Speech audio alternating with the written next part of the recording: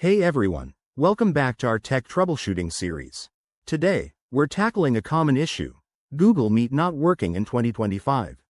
Whether you're dealing with frozen screens, audio problems, or connection errors, I've got you covered with simple, step-by-step fixes. This guide is designed for beginners, so don't worry if you're not super tech savvy.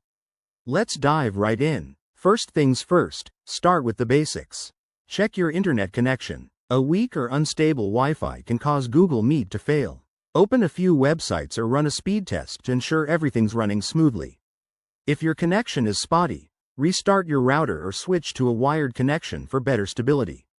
Next, make sure your browser or app is up to date. Google Meet works best on the latest versions of Chrome, Firefox, or the mobile app.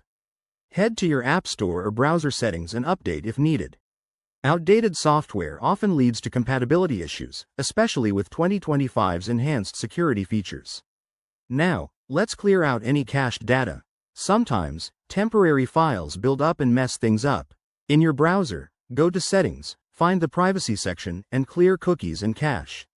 If you're on a mobile device, do the same through your app settings. This quick step can resolve a lot of glitches. Don't forget to check your device permissions.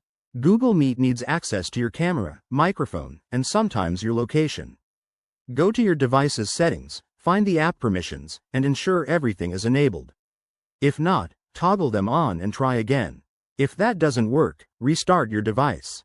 It's an oldie but a goodie. Turning your computer or phone off and on can fix minor software bugs.